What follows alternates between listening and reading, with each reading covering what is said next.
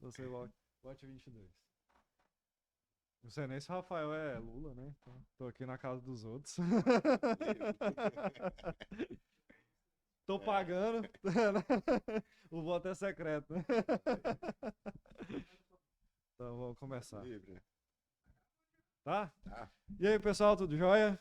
Boa noite, bom dia, boa tarde. Não sei que hora que vocês estão assistindo. Estamos aqui com mais um episódio do Ausculta aí. Hoje estou sozinho, então o episódio pode ser que seja um pouco mais curto, porque o Paulo conversa demais, né? Estamos aqui hoje com o Dr. Haroldo, oncologista parceiro, né? A gente vai falar um pouco sobre o Outubro Rosa, né? E aí, mês que vem também já tem o Novembro Azul, que são duas campanhas aí super importantes. A gente trouxe aí Novembro Azul para a veterinária, mas é, a gente vai falar um pouco sobre essa campanha que não tem tanta importância como as Exatamente. pessoas trazem, né? Mas aí nós vamos aproveitar aqui esse podcast que é sobre o Outubro Rosa para falar sobre o Novembro Azul também. Então, doutor Haroldo, se apresente, por favor. Boa noite, pessoal.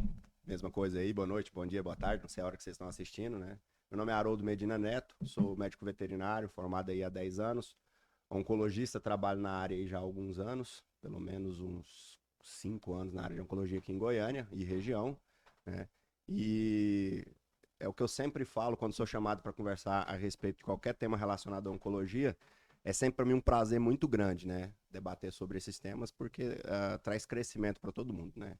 Sim, é uma área também que a gente sempre fala que quando vem especialista, que apesar de já ter muitos especialistas, né, a gente não tem ainda uma quantidade comparativa com médicos, por exemplo, né, mas a gente está caminhando para isso. Muitos tutores não sabem da existência dos especialistas, apesar que isso já é muito divulgado. Então tem gente que não sabe que tem onco, não sabe que Sim, tem nefro, não sabe. Então é, é até bom a gente falar sobre as especialidades para aumentar o conhecimento dos tutores, sim. principalmente, né? Eu estou em Goiânia há 7 anos e meio, aproximadamente, é o tempo que eu estou em Goiânia já trabalhando aqui.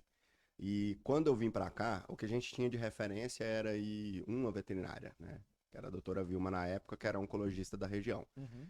De lá até quando eu comecei a trabalhar com oncologia, mesmo antes de iniciar minha pós-graduação, a gente tinha mais um ou outro. Então, assim, era um número muito restrito. E até hoje que a gente já tem uma quantidade de colegas mais representativa aqui em Goiânia, né, que consegue abranger um número maior de pessoas e clínicas, ainda assim há muita dúvida, né? E muita gente chega para mim num primeiro momento e realmente ainda tem um pouco de surpresa, né, de saber que a medicina veterinária ela vai caminhando nesse rumo de cada vez mais especialização. Sim. Sua especialidade, por exemplo, deve ser Não, complicadíssima. essa ninguém nem imagina que existe. Então, porque já é difícil ter especialista, né, na veterinária, agora que está começando a aumentar. Ainda mais em geriatria, que o pessoal não sabe que existe geriatra nem para humano, quanto mais para É veterinária. difícil. Geriatra, o que é geriatra? Eles falam, não, cuida do idoso e tal. Ah, tá. Então, assim, o pessoal não tem o conhecimento. Ontem mesmo, eu descobri duas oncologistas a mais que eu não sabia nem que existiam Aqui? aqui em Goiânia. Vira e mexe aparece um aí. Eu falei, gente, quem são? Nunca ouvi falar. Não, mas isso é bom, né? Eu costumo sempre falar o seguinte, que quanto mais profissionais, né, especializados e capacitados que a gente tiver na nossa região, vai Melhor é. beneficiar todo mundo, né? Sim. Eu sempre trabalho muito no sentido de divulgar a oncologia, né? Até porque, Breno, eu tenho um pensamento que mudou ao longo do tempo, né? Então, quando eu iniciei o meu trabalho aqui em Goiânia e iniciei principalmente a parte de oncologia, eu tinha um pensamento de que eu tinha que atingir o meu colega, né? O meu colega clínico, o meu colega de outras especialidades. E o que eu notei, tá? E isso pode ser apenas uma impressão minha, principalmente nos primeiros anos, agora já está bem melhor, mas os primeiros anos que eu trabalhei com oncologia em Goiânia, eu percebia ainda uma dificuldade muito grande de chegar nesse público. Uhum. Né? Então eu venho trabalhando há alguns anos já para atingir o público final, que é o Sim, o tutor. tutor. Eu acredito que o que vai puxar a nossa profissão cada vez mais para cima é o nível de exigência dos Com tutores. certeza, com certeza. E aí, hoje a internet facilita muito isso, né? Sim, Porque, e querendo ou não, o tutor, ele já tem uma noção, por exemplo, um carocinho, eu acho que é um tumor. Então, já vai lá, oncologista veterinário. Então, já exatamente. aparece. Então, e quanto mais ele sabe, mais exigente ele fica, Sim, né? E é até importante que a gente estimule, a gente tenha a ideia de que os colegas são concorrentes, né? Ainda tem essa ideia muito forte, principalmente aqui onde a gente trabalha, mas isso é muito pior, por exemplo, em interior. Sim, com certeza. Então é muito mais difícil de especialidade chegar no interior, porque o colega não indica, o tutor não tem aquele conhecimento tão grande quanto as pessoas da capital, que têm um acesso maior à informação. Então, quanto mais a gente estimula o aparecimento de novos colegas, o pessoal fica, Breno, eu quero ver quando começar a aparecer geriatra. Mas eu já sei de algumas pessoas que querem fazer a pós-geriatria, e eu acho que tem que fazer mesmo, porque quanto mais pessoas falarem sobre a geriatria, melhor é para mim. Sim, com certeza. O que acontece muito é o seguinte, a gente tem essa impressão de que o colega ele vai ser um concorrente, que ele vai tirar um paciente seu, vai tirar um cliente seu, ela é muito equivocada, porque ela é pequena, né? Então, quando eu penso em expandir a especialidade, eu vou expandir a quantidade de pessoas que têm conhecimento e, cara, tem serviço para todo mundo, né? Sim. Se você trabalha direitinho, trabalha com qualidade, é claro que assim, ninguém consegue agradar todo mundo. Então, às vezes, da forma como eu trabalho, agrada uns ou desagrada outros, e assim vai acontecer com todo mundo. Mas quanto mais gente tiver ali na área, trabalhando em prol da especialidade, é melhor. Não, e ter opção, né? Porque da mesma forma, por exemplo, eu vou no restaurante X, gosto de comida japonesa. Então, vou no restaurante X. Não gostei daquela comida, eu tenho a opção de outros Sim, restaurantes. sim. E a gente, querendo ou não, a parte médica, e isso eu falo até da parte humana também, se a gente não se der, se não bater o santo, né, com o médico que está acompanhando a gente, não vale a pena continuar o tratamento, porque ou você vai ser resistente ao tratamento que ele vai te passar, Sim. ou você vai evitar ir nele, né? Fala, nossa, eu tenho que ir lá de novo, eu não gosto de ir É lá. desagradável às vezes. Justamente. Então, assim, quanto mais opções você tem de especialista, melhor é para o paciente. A gente tem que pensar no paciente. Sim. Então, querendo ou não, o paciente não vai falar, eu gostei mais do Haroldo, gostei mais de X, mas quem leva é o tutor. Então, se o tutor não gosta, tem tutor que não gosta de mim, tem tutor que não gosta do Paulo, tem tutor que não gosta de você. Ele vai, Certeza. ele vai ter outras opções para oferecer o tratamento para o paciente, né? Até porque, Breno, a questão de uma segunda opinião, eu sempre sou muito favorável, né? Então, assim, quando um tutor está insatisfeito e ele me procurar, doutor, eu queria uma segunda opinião, eu indico, cara, não tem problema, né? Eu indico aqueles nomes que eu acredito que vão proporcionar um bom atendimento e é isso. Não, e até para trocar ideia, né? Se Sim, você cara, tem outro sim. colega da mesma especialidade, é diferente, por exemplo, eu trocar ideia de geriatria com, sei lá, um especialista, um dermato, por exemplo, que atende todas as idades. Porque tem coisas que talvez o dermato não vai ter tanta experiência, igual, por exemplo, a gente tem com pacientes mais idosos. Então, às vezes, a gente tem muito problema com o tutor, porque é o tutor que está muito tempo com esse paciente, então a gente tem que lidar diferente com esse tutor. Então, eu acho que quanto mais colegas a gente tem nas especialidades, melhor é para a medicina em geral, né? Com certeza. Agora eu vou voltar um pouquinho. Vou pedir para seguir, seguir não, né? Curtir, compartilhar, se inscrever, apertar o sininho para poder gerar engajamento e daqui uns dias o YouTube pagar a gente, que E paga, vamos compartilhar isso aí. porque paga em dólar e a gente precisa. E outra coisa também falar da Droga Vet, nosso parceiro aqui, farmácia de manipulação, amor animal pela vida.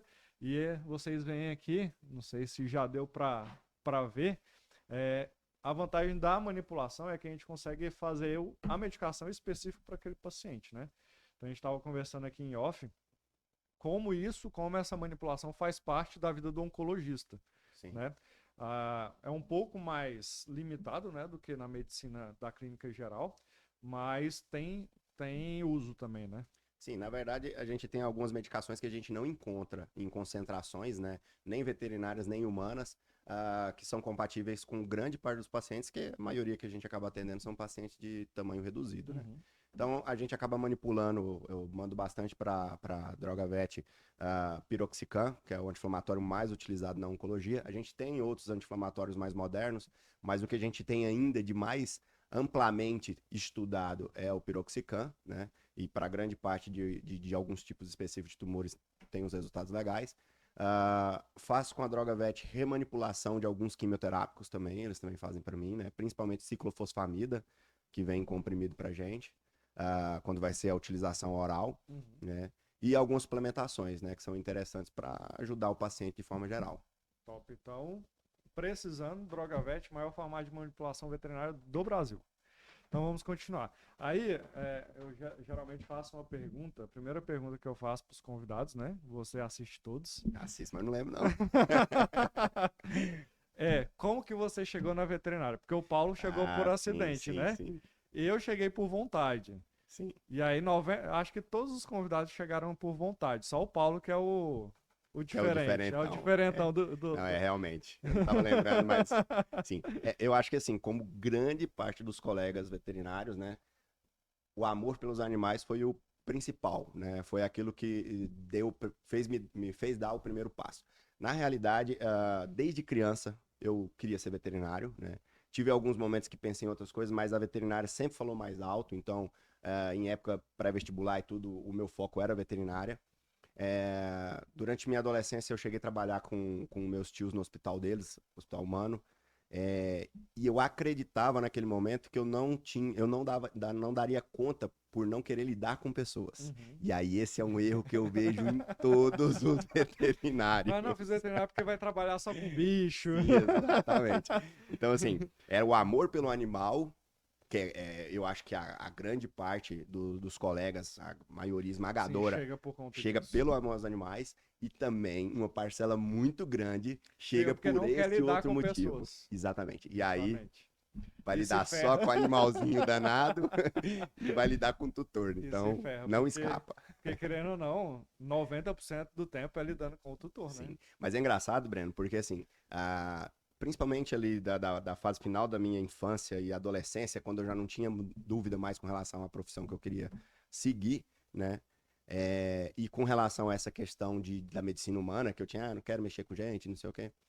É engraçado porque depois, já com uns 5 anos de formado, já trabalhando e tudo, na realidade, quando eu descobri a oncologia, eu não me descobri veterinário, eu me descobri oncologista. Uhum. Então, assim, eu criei dentro de mim uma paixão tão grande pela especialidade que eu conseguiria me ver tranquilamente trabalhando também como um oncologista humano, né? Então, assim, é muito interessante isso, porque já numa profissão que eu já quis desde criança e eu me encontrar da forma como eu encontrei dentro da oncologia. Sim.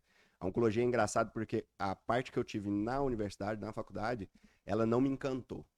Mas quando eu tive o módulo de oncologia na clínica médico-cirúrgica, cara, aquilo ali para mim foi fascinante. Eu já tinha algumas ali que eu queria fazer e meu último módulo foi oncologia. Porque assim, a visão que a gente tem na faculdade, além de ser limitada, é só a parte ali, acontece isso, vai ser assim, e trata assim, e Oi, Breno, vamos falar a verdade, né? A faculdade eu entrei em 2008, os tratamentos... Totalmente diferentes, morria, né? Pô, não, a maioria câncer e morte, né? Justamente. Então, assim, quando a gente faz... Não, isso porque ainda nessa época nem tinha internet direito, né? Sim. Então era tudo livro, artigo científico era muito difícil da gente ter acesso, né? Então era tudo livro e a gente sabe que o livro, quando a gente chega na nossa mão, ele já tá pelo menos uns 10 anos atrasado, né? Então... Exatamente. E essa parte, assim... Às vezes não usava nem os quimioterápicos mais, que estavam no livro. O que acontece é o seguinte, na oncologia, de forma geral, ainda há muito preconceito, né? Ainda há muito preconceito e muito desconhecimento, principalmente, que é o que gera o preconceito. E isso eu tô falando de forma geral, tá? Com o humano também. Sim. Né? Até porque, assim, não é da sua época, eu não sei, da minha não é. Mas, assim, da década de 70 pra trás... A carinha tá boa ainda. Falava de câncer, era sinônimo de óbito, certo? Isso pro ser humano, porque o cão, dificilmente ele chegava a ter um câncer. Sim, porque ele morria antes. Exatamente. O que a gente tem Ou morria por câncer e não sabia. Sim, mas o que acontece é o seguinte, principalmente porque o câncer é uma doença comum em organismos envelhecidos. Então é uma doença que ela é mais frequentemente diagnosticada em animais que vivem mais ou seres humanos que vivem mais. Né? E da década de 80 para cá, a longevidade dos nossos pets, ela dobrou. Então quando você pega hoje um Yorkshire que vive 16 anos, ele vivia 7, 8 na década de 80. Né? Quando a gente pega os animais hoje, com a longevidade que a gente tem, e a gente faz a avaliação de qual é a faixa etária mais frequente de ser diagnosticado câncer, é entre 7 e 12 anos. Então, a Que maioria morria não antes, chegava né? nessa fase. Morria antes. Cara, eu lembro quando eu era criança, a gente perdia animal com 6 anos de idade, Sim. 7 anos de idade, né? Perdia por barriga d'água. Não, eu perdi meu primeiro cachorro morreu com 12 anos, viveu até muito, mas era um poodle, Pô, né? Era um poodle. Pra poodle foi pouco. Na época eu vivia muito, né? Então, e o meu segundo cachorro, que foi o Pluff, era um Yorkshire. Se não me engano, ele viveu 5 ou 6 anos. Ô, Breno, E isso em 1998, se não me engano. nós tivemos nós tivemos muitos animais em casa, muitos cães, né? Muito bicho em casa. E meus cães morriam tudo assim, a faixa de 5 a 6 anos era isso que morria. Eu achava que o cachorro não vivia mais do que isso. E aí nós tivemos uma cadela, que foi a primeira cadela que meu pai teve em casa. O macho morreu com 6 anos mais ou menos, e essa cadela morreu com mais ou menos 12 ou 13 anos. E ela morreu de câncer. Então a minha primeira experiência foi com essa cadela.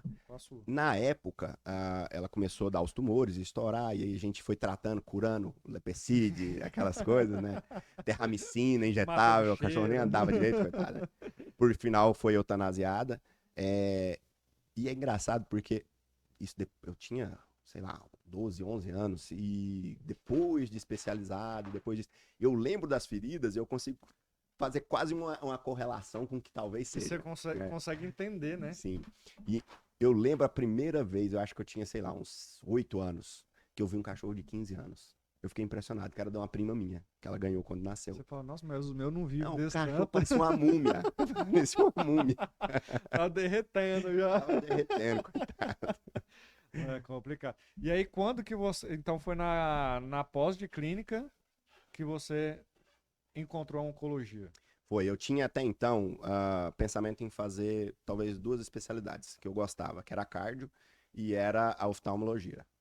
Achei bem interessante ali durante os meus estudos e tinha pensamento em seguir uma dessas 2 e estava indeciso ainda. Meu último módulo foi com o professor Bruno Roque, que hoje, graças a Deus, é parceiro, é amigo, de vez em quando a gente entra em contato aí, faço de vez em quando alguns cursos com ele. E, cara, a aula do Bruno Roque, ela foi assim, excepcional. A postura dele, a aula, a matéria, então aquilo ali derrubou tudo que eu tinha pensado até ali no meu último módulo. E, se eu não me engano, no primeiro ou segundo dia de aula, cara, eu falei assim, porra, é isso que eu quero. E foi ali que eu me encontrei. E aí, trabalhando, ela não é uma especialidade fácil. Fácil, principalmente que eu falo do ponto de vista emocional. Com certeza. Né? Então, assim, a gente lida diariamente com a carga emocional Pesada. muito pesada, tá? A gente tem que lidar com tutores que estão muito abalados e, por isso, eles perdem, às vezes, um pouco o senso ali de quando entrar em contato e tudo. E, às vezes, eles entram em contato por qualquer coisa, né? Uhum. Assim, eu, graças a Deus, eu tenho uma força emocional bem estabelecida para lidar com essas situações. Eu não me abalo fácil. Até porque eu acho que ali naquele momento o tutor não precisa de alguém que chore com ele. Sim. Ele precisa de alguém que tenha empatia, mas que tenha um apoio, tenha um suporte. Sim, tem o suporte. Né? Então, felizmente para mim, né, eu lido muito bem com essa situação. E, cara, é muito pesado a oncologia. É complicado. E assim, a gente lida com tutores de mesmo perfil, né? Sim. Porque, como diz o Paulo, eu sou o veterinário da extrema unção, né? Então a gente tá sempre ali, né? Porque, igual a gente tava falando antes, só chega pra gente morrendo, né? Como já fizeram um monte de coisa, já passou por vários profissionais, chega pra gente ou no estágio muito avançado de alguma doença, no caso da sua, do câncer, né? Ou pra mim, de uma disfunção cognitiva bem avançada, ou de problemas em relação à doença, problemas ortopédicos, que já não tem muito mais o que a gente fazer. A gente tem como melhorar a qualidade de vida, né? Sim. Então, às vezes o tutor ele não está preparado para receber esse tipo de notícia. E aí, às vezes, é importante a segunda opinião. Justamente. Então, por exemplo, falando de oncologia, eu já tive uma paciente que ela veio para mim porque ela estava com tosse, ela estava tossindo, e aí eu auscultei ela, vi que tinha uma alteração cardíaca, mandei para o Paulo. E normalmente eu acompanho todos os meus pacientes que vão pro especialista, né? E você sabe, principalmente quando atende lá no consultório, eu acompanho todos. E aí fui acompanhar lá no Paulo, e aí o Paulo falou, na hora que ele passou o eco, ele falou, Breno, ó, tem uma massa do lado do coração, a gente vai precisar fazer um raio-x. E a cachorra não tinha histórico nenhum de neoplasia, nenhum, nem de mama, nada, não tinha histórico nenhum. Aí eu falei, então tá, né? A tutora autorizou, a gente conseguiu fazer na hora da consulta. Então, quando a gente radiografou, cara, não tinha pulmão mais. Tudo tomado. E aí eu olhei pro Paulo, o Paulo olhou pra mim, como é que nós vamos dar essa notícia? Porque a tutora não tava esperando, ela tava ali porque ela foi pra mim pensando numa gripe, Sim, foi pro Paulo pensando num problema cardíaco e saiu de lá com um diagnóstico desse. com o diagnóstico de falar, ó, não tem o que fazer. De estágio avançado na plasia pulmonar. O Não que tem o que acontece? fazer. E aí a gente falou, ó, na medicina a gente não tem alternativa. A gente pode passar um paliativo ou, nesse caso, a gente pode te indicar a eutanásia. Uhum. Vai ficar a seu critério. A gente conversou e tal, ela entendeu.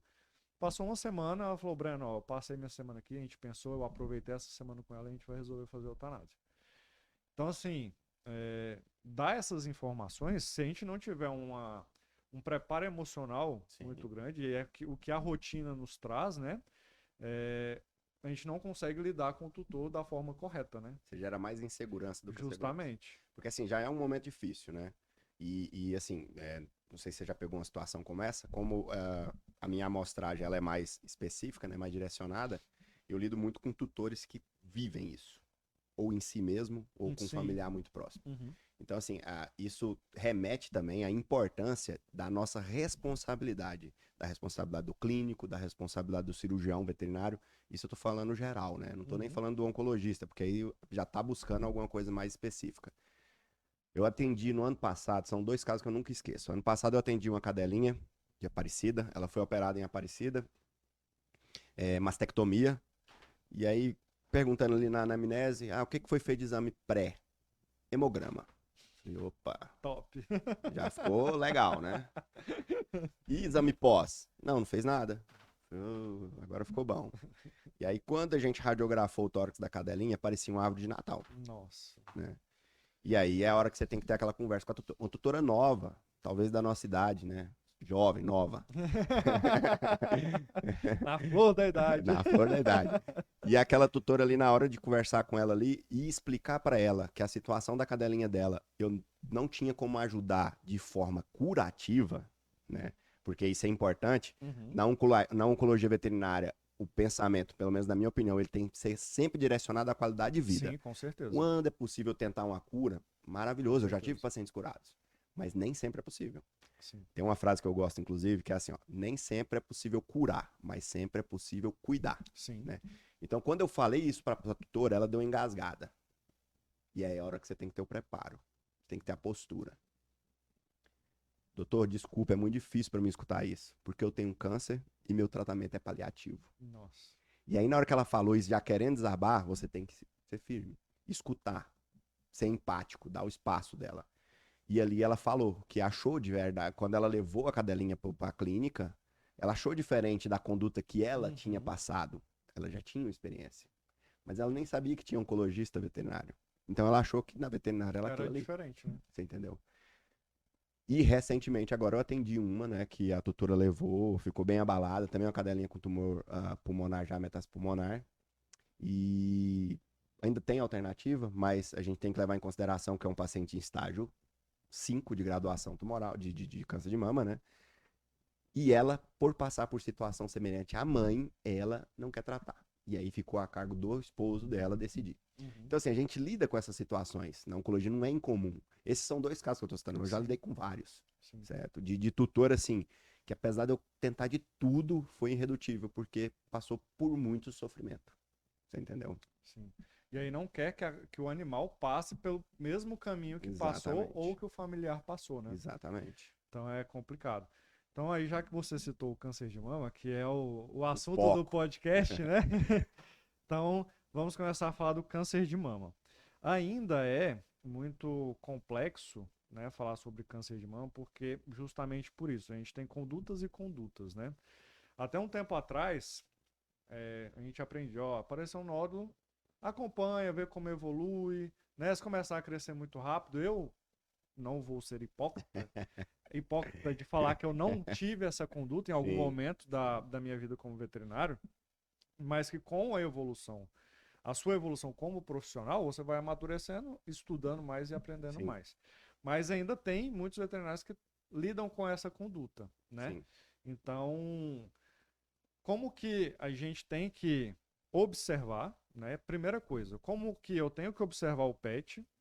Fiz até um post sobre isso recentemente. Como que eu tenho que observar o meu animal, seja macho ou fêmea, pensando num diagnóstico ou Uhum. numa avaliação prematura de um câncer de Tá. mama.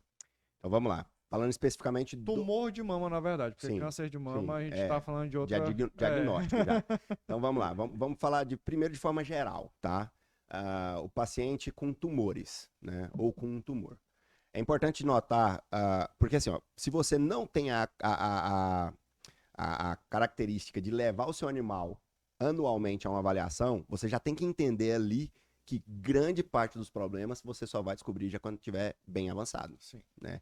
Então, grande parte dos tumores abdominais, torácicos, né, são tumores que, se você não tem uma conduta de rotineiramente levar o seu pet, você não vai descobrir a tempo. E realizar os exames necessários, né? Porque não adianta Sim, você ir não é todo ano só e não ir. fazer um É ultrassom, por check-up. exemplo. É check-up. É ultrassom, é Faz o raio-x, hemograma exames de todo. Não, todo sangue. ano eu faço hemograma, tá tudo bem. Não adiantou quase nada. Tá? Então, assim, ó, se a gente não tem essa característica de estar levando, de estar acompanhando, tá? E infelizmente no Brasil isso é cultural, eu tenho problema de coluna. Descobri recentemente que é congênito, ou seja, nasci com ele. E eu demorei com dor de coluna uns 6 anos para procurar um médico. Né? Porque eu achava que ele ia passar, tomava um remedinho, Ah, não, passava. tô novo, não Tô é? jovem, Não é né? Comecei com possível, né? 27 anos, ter dor. Então, assim, isso é cultural. É Sim. cultural. E vai fazer isso aí com seu pet. É mais difícil ainda. Então, assim, a gente tem uma porcentagem de pets que realmente tem acesso a atendimento muito pequeno no Brasil. Sim. É muito pequena a porcentagem, tá? Hoje eu estava conversando com uma colega, ela citou algo em torno de um pouco menos, ou talvez ali chegando em torno de 30% dos pets. Que é pouco. É muito pouco. Nos Estados Unidos é 85%, certo? De animais, eles têm acesso ao Não, veterinário. isso aí pensando, por exemplo, aqui em Goiânia tem uma média de 3 animais por residência.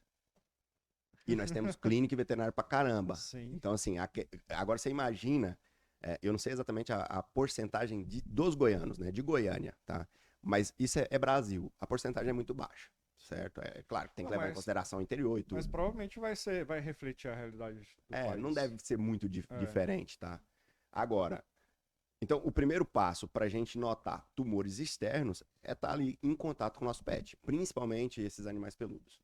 Fazer palpação, mandar para um banho, ter observação, ter cuidado, principalmente animais a partir de 6, 7 anos de idade. Você já tem que ter esse cuidado a mais. Até porque, assim, ó, falando de forma geral, tirando o tumor de mama, tá? Que é o mais comum na espécie, por conta da fêmea.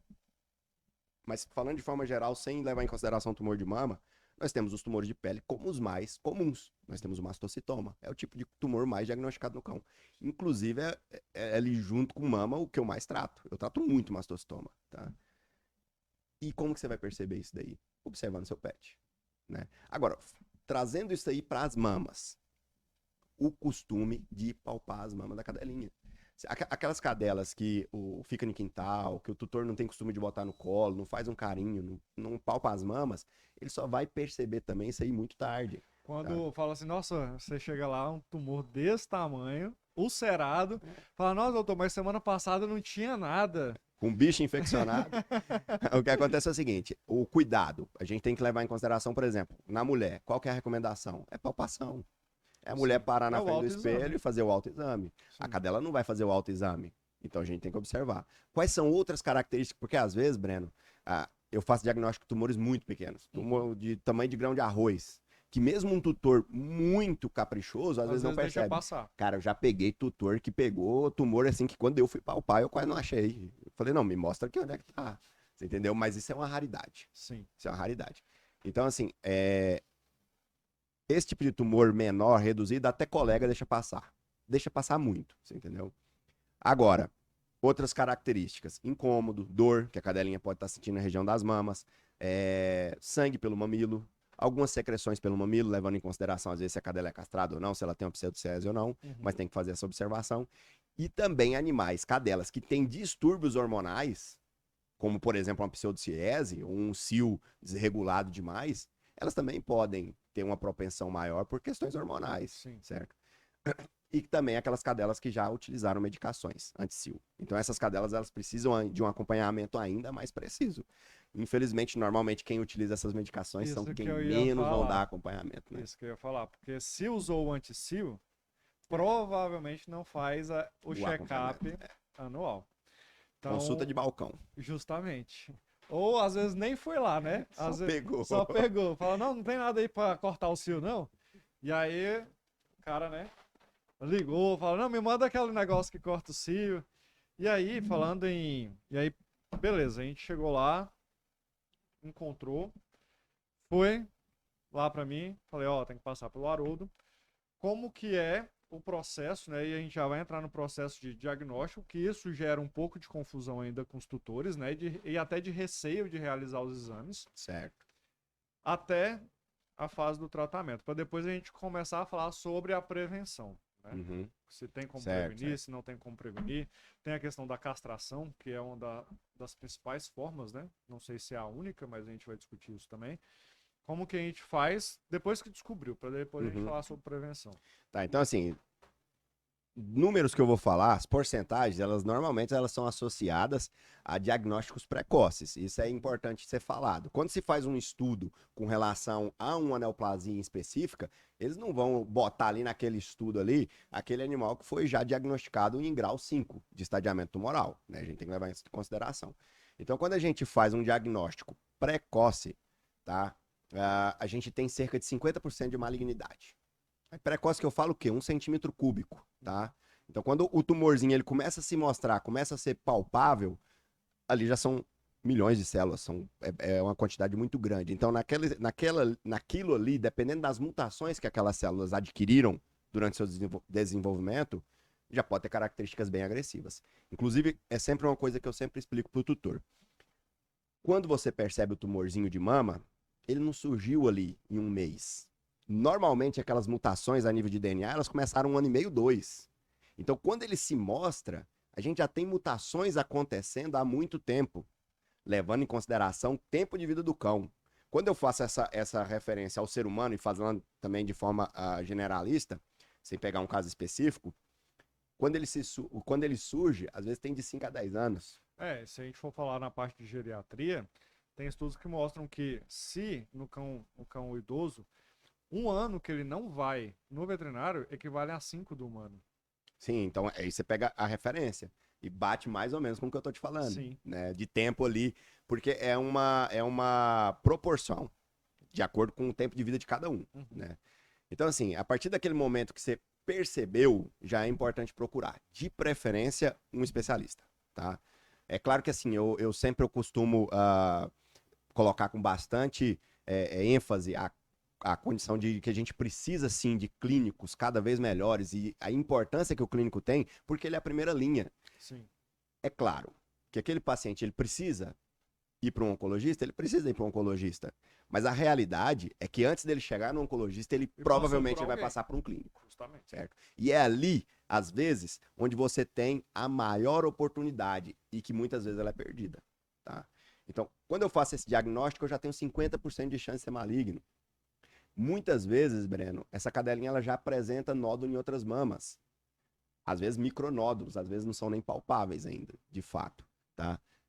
E é ali que o erro de acompanhar, ele vem diminuindo, graças a Deus, mas ainda acontece bastante, é onde você pode perder essa janela. Porque o que que se tem?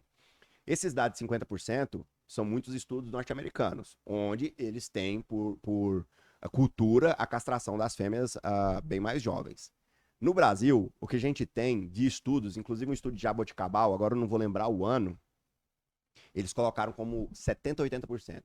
Só que a gente tem que lembrar que quando a gente pega uma instituição de ensino, essa amostragem deles também, ela é mais direcionada. Por quê? Porque são públicos de menor poder aquisitivo, né? Você pega o FG e tudo, vai ser mais ou menos aquele pessoal ali. Vai ter um ou outro que foge, mas a maioria é um público mais humilde, tá? E isso pode acontecer. Por quê? Porque quando eu tenho esse tumorzinho pequenininho, que eu trabalho ali com 50% de chance de malignidade, eu tenho que entender que alguns tipos de tumores, ao longo do seu desenvolvimento, ele pode ganhar outras características, outras mutações, e ele pode se diferenciar.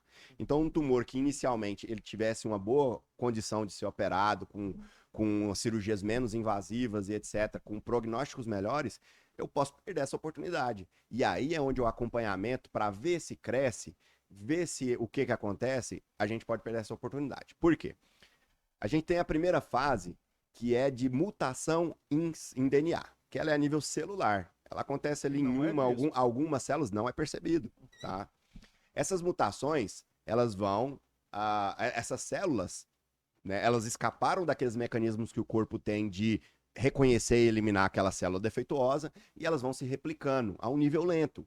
E à medida que elas vão se replicando, elas vão ganhando mais mutações, certo? E aí, volto a falar, 1 ano e meio, 2 anos, ganhando essas mutações, tá? Esse tumorzinho, quando ele chega pra gente ali, às vezes ele já tem características mais agressivas, às vezes não. Agora, quando esse tumor se mostra, ele normalmente, e ele pode passar por um período que é chamado de quiescência, que é como se fosse uma dormência do tumor. Então esse tumor, ele teve aquele 1 ano e meio, 2 anos ali de desenvolvimento, se mostrou, você percebeu, e aí eu vou esperar. Aí chega o histórico para mim, doutor, eu percebi, a gente descobriu tem 1 ano, tem 7 meses. Assim, tá, tem 1 ano, mas como que foi nesse 1 ano? Não cresceu nada, ou cresceu muito pouco. É o momento de quiescência. Só que não é porque ele tem um crescimento lento, às vezes quase imperceptível, que ele não continua ganhando mutações. E é nessa fase que a gente pode perder a oportunidade melhor. Você entendeu? E aí, quando ele passa desse período de quiescência, ele pode passar a apresentar um crescimento muito acelerado. E aí, às vezes, a gente vem com aquele histórico de tem mais de 6 meses que eu vi, não cresceu, e aí do mês passado para cá, de 15 dias para cá, ele tá desse tamanho. Isso pode acontecer dependendo do que for. Você entendeu? E aí ali também eu vou potencializar a possibilidade de metástase, potencializar a chance de um caso mais grave, né? Então, a gente faz a avaliação da cadela com tumor de mama desde o momento do primeiro atendimento, e isso é importante falar. Eu recebi recentemente, uma colega me ligou, falou que tinha uma paciente que tinha removido um tumor, tinha feito a cirurgia, tinha saído do patológico, e aí ela ia me encaminhar para fazer o estadiamento tumoral. E isso é um erro. Porque o estadiamento tumoral, ele começa antes do procedimento. Porque o procedimento pode interferir, né? Pode interferir e, inclusive, dependendo de como for, eu posso não ter a condição de realmente estadiar da melhor forma. O estadiamento, falando de tumor de mama, a gente estadia a paciente de grau 1 a 5, onde o grau 1, grau 2 e grau 3 são referentes ao tamanho do tumor. Tá? Então, tumorzinho pequenininho, grau 1, passou agora de cabeça eu não vou lembrar, mas ali entre 2 e 3 centímetros, grau 2, acima de 3 centímetros, se eu não me engano, grau 3. E aí eu vou para os estágios mais avançados. Metástase em linfonodo, metástase pulmonar, que é metástase à distância, tá? Então, levando em consideração que eu graduo de 1 a 5, imagina você pegar lá no seu consultório, atender um tumorzinho do tamanho de um grão de feijão, falar pro tutor esperar, daqui 5 meses ele volta com um tumor de 7, 8 centímetros. Você pulou um estadiamento, eu não tô falando de grau histológico, Sim. mas o estadiamento daquela paciente, ela passou de 1 para 3. Com certeza aqui, eu tenho muito mais chance de passar para cá do que aqui. Com certeza. Apesar, Breno, que eu posso ter paciente até em estágio 5 sem passar por essas outras etapas. Isso pode acontecer, mas é menos comum, né? Então, a importância da gente ter um entendimento de que, a partir do primeiro momento, qualquer carocinho, ele deve ser direcionado a um oncologista. Eu recebo, às vezes, aquele tutor muito preocupado que me procura direto, me acha na internet, ou tem indicação de alguém, me procura direto. E faz diagnóstico de lesões hiperplásicas, não necessariamente neoplasias malignas, né? Outros tipos de afecções, às vezes até cutâneas. Abscesso né? de vacina. Dermatológicas, reações, certo? Mas eu prefiro esse tipo de tutor. Justamente. Porque a chance de ser é maior do que a chance de não ser, né? Exatamente. E ele me dá uma oportunidade de realmente ter efetividade no tratamento. Não, e o tutor ele passa a ter o conhecimento do que acompanhar, né? Porque até então ele achou que era uma coisa diferente. Falou, ó, no humano, quando acontece essas coisas, vai. Ou às vezes já tem uma experiência, como a gente já falou, né? E aí ele vai, mas ele não sabe como fazer o processo corretamente, né? E a partir desse Exatamente. momento ele já abre a cabeça dele para como acompanhar de outra forma, Sim. né? E aí, beleza, a gente estadiou tal. E aí a gente tem muita dúvida, e aí eu vou falar a gente também, porque muitos clínicos têm essa dúvida, de tratamentos, né? Porque na medicina humana eu já acompanhei alguns atendimentos seus, né? Que aí sempre vai, quando vai explicar do tratamento, todas as pessoas já pensam em quimioterapia, Sim. porque no humano é o que é mais conhecido, Sim. né? As pessoas já não falam, nossa, teve que fazer uma cirurgia para depois começar a quimioterapia, até porque quando conhece uma pessoa e sabe do que está acontecendo, a pessoa já está, talvez, no processo de quimioterapia, né? Sim. E normalmente os tumores mais comuns em humanos, um dos tratamentos é a quimioterapia, né? Então, quais são as diferenças de tratamento? Sempre é quimioterapia? Sempre é cirurgia? Dá para Uhum. usar os dois? Primeiro ponto, é normal a gente usar como referência aquilo que a gente tem mais conhecimento. O que a gente tem mais conhecimento é a oncologia no ser humano. Apesar de a maioria das pessoas não ter conhecimento profundo, mas é o que mais ouve falar. Sim. Então a pessoa já chega com aquela situação onde ela já acha que é alguma coisa, já acha que é igual a um ser humano. E é diferente, tá? Então, assim, primeiro ponto, quando a gente fala, como a gente está falando mais especificamente de mama hoje, grande parte dos tumores de mama malignos eles vão precisar de um auxílio de uma quimioterapia, tá? É claro que assim, as etapas de tratamento do paciente, elas passam por um início de um estadiamento, às vezes o estadiamento ele é finalizado depois da cirurgia, tá? Dependendo da condição, onde a gente vai levantar o máximo de informações sobre a qualidade clínica, laboratorial, física do paciente, avaliações para avaliar qual que é o estadiamento desse paciente também, determinar a melhor conduta, tá? E a primeira linha, efetivamente, de tratamento é a cirurgia. Para grande parte dos tumores. Grande parte dos tumores, grande maioria dos tumores, a cirurgia ela é peça fundamental do tripé de tratamento do paciente. Então eu faço essa avaliação bem feita previamente para determinar para aquele paciente específico qual a melhor intervenção. Antigamente, Breno, a gente, na época minha de faculdade, eu aprendi técnica de intumescência, de arrancamento, isso não existe mais, né? Eu sei de gente que faz, mas não existe, tá? É, Existe, mas não deve. existe, mas não deve ser feito. Mas eu aprendi assim na faculdade. E naquela época, o que a gente tinha é mastectomia total bilateral para todo mundo. Sim. Cara, tem paciente que não tem necessidade, tá? Os últimos consensos de mama, eles sugerem, e é bem controverso. Mesmo nos consensos, não é um consenso total, mas há muita divergência. Ainda tem muita gente que defende a bilateral total. Eu já fui. Hoje, eu opto por cirurgias menos invasivas. Ainda sou a favor de remover todas as mamas em caso de diagnóstico de câncer, tá? Mas, quando possível, em momentos separados, com intervalo de mais ou menos 30 dias, tá? Porque a gente não pode perder a oportunidade de dar continuidade ao tratamento do paciente, tá? Mas quando você faz a avaliação prévia bem feita, você consegue muitas vezes diagnóstico antes da cirurgia. Então tem paciente que a gente inicia com citologia, tem paciente que eu já peço direto uma biópsia, tá? Por quê? Porque isso aí vai me dar condição de estabelecer o melhor tratamento naquela situação, né? Então eu tenho pacientes, por exemplo, que eu não encaminho mais para a cirurgia de mastectomia unilateral. Quando eu tenho um tumor benigno, se eu não tenho tumores em outras mamas palpáveis, eu recomendo, por exemplo, loco regional. Agora, quando eu falo de câncer, a história muda. Se eu tenho um diagnóstico prévio ou se eu confirmo ele após a cirurgia de uma primeira mastectomia unilateral total, é a indicação de remoção da outra. Agora, e a quimioterapia? Quando ela entra? No caso de tumores de mama, essa quimioterapia ela vai depender da informação da análise histopatológica. Em algumas situações, eu preciso também de um imunohistoquímico para determinar, às vezes, o que é Melhor, né? o que é melhor. Por exemplo, alguns tumores de mama eles apresentam respostas muito boas à utilização de anti-inflamatório junto com o protocolo, outros nem tanto. Isso aí são informações que são importantes, né? Mas, basicamente, o que a gente tem de mais comum para o tratamento do câncer de mama é a cirurgia e a quimioterapia.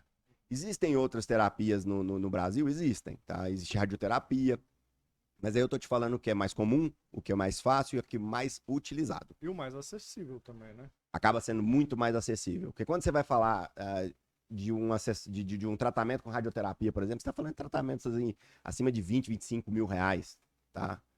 E isso com um tutor que tem que ter disponibilidade de viver 5, 6 meses em São Paulo ou Rio, Sim. né? Que é onde tem. Né? Para humano já é difícil. Eu não sei como que está hoje, né?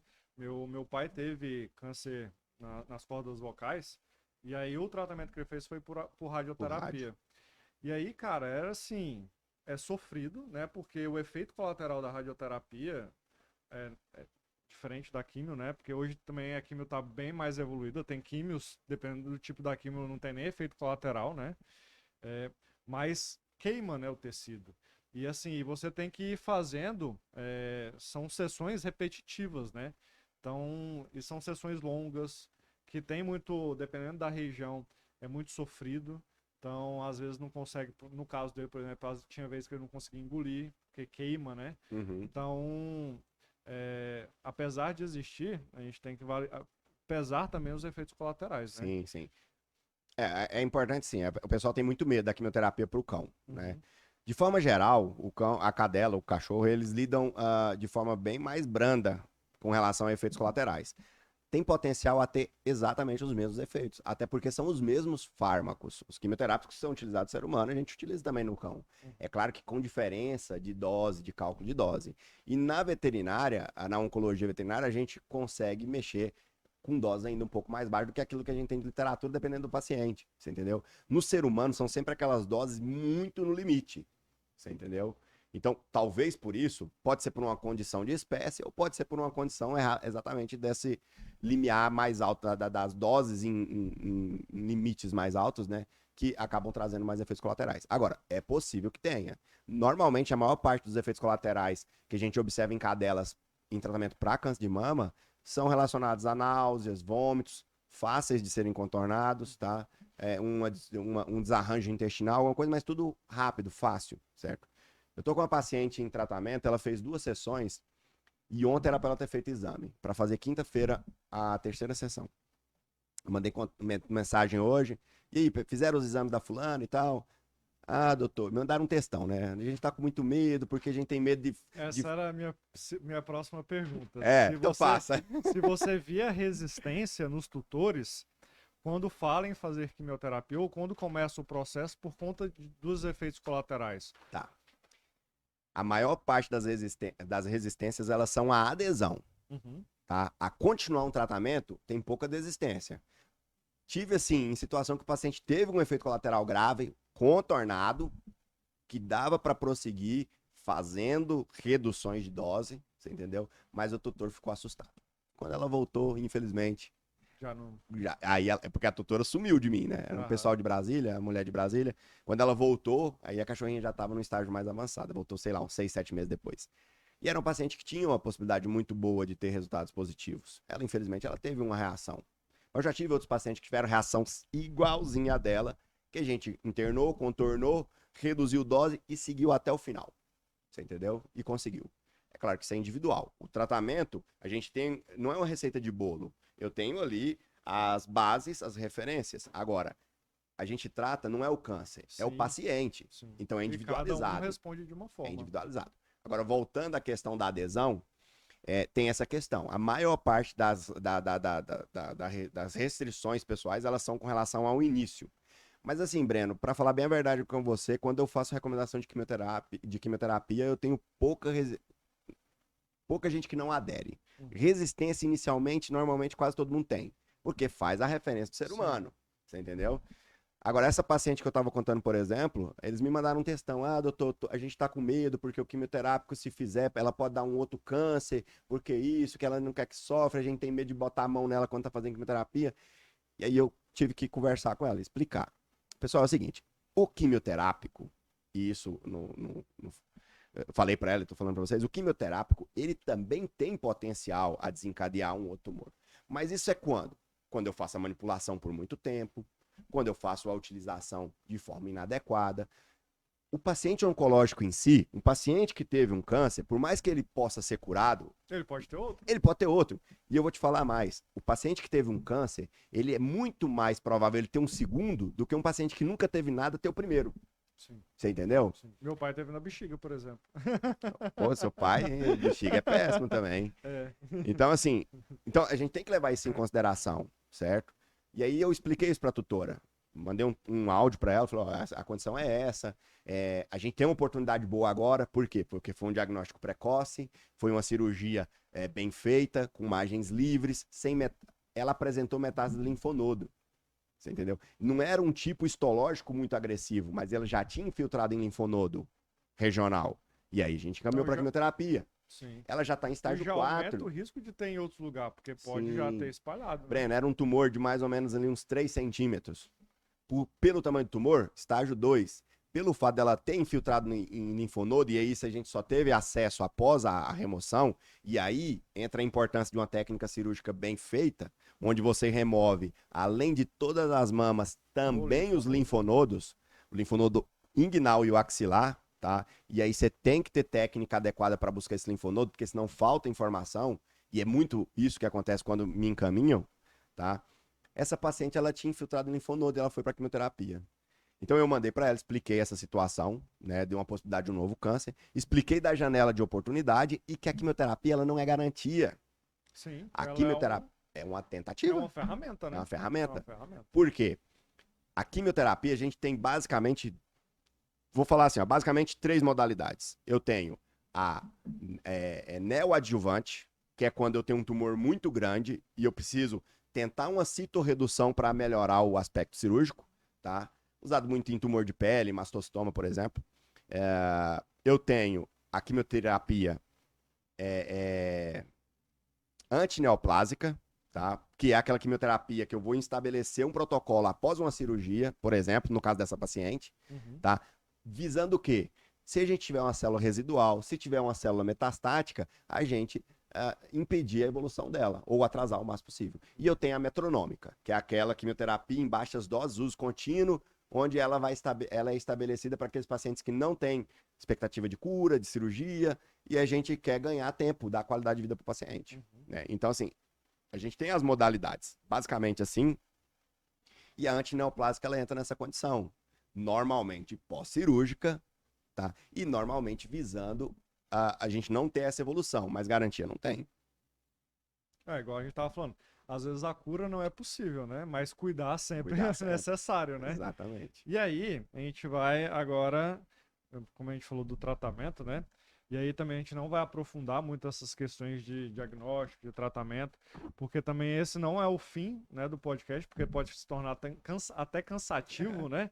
E aí, beleza, a gente diagnosticou, tratou, mas tem como prevenir? Tem. A gente tem assim, ó, é muito difundido, muito divulgada a castração precoce. E é muito polêmico. Sim. Né? A gente tava falando sobre isso antes. Cara, eu vou falar pra vocês assim, ó, de uma forma definitiva. A castração precoce, ela é, sim, benéfica com relação à proteção da mama. Ponto. Certo? Mas... Você castrou antes do primeiro cio, você tem 0,2% de chance de desenvolver um tumor de mama. Sim. Mesmo que ainda exista. Isso é verdade. Mesmo que ainda exista. Mas é verdade. É quase 100% de certeza que não vai ter. Quase 100%. Agora, qual é o problema? E o mas? Qual é o problema? A castração precoce, ela vem acompanhada de outros problemas. Sim.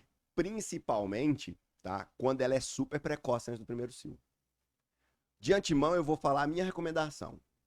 Eu recomendo cadelas de pequeno e médio porte castrar a partir de 1 ano. De preferência a partir do primeiro cio.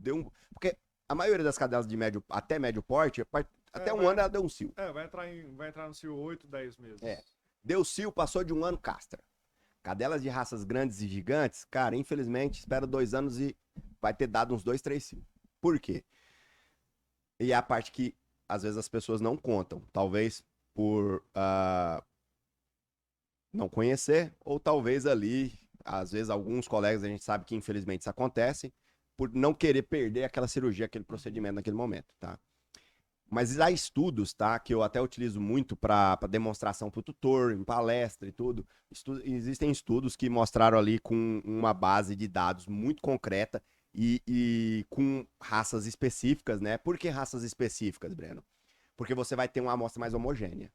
Então você vai ter um estudo ainda mais homogêneo, tá? Onde mostraram que a castração antes de 1 ano, e aí eu não tô falando de cio, tô falando de 1 ano, em cães de raça pastor alemão, machos e fêmeas, isso para macho também, viu?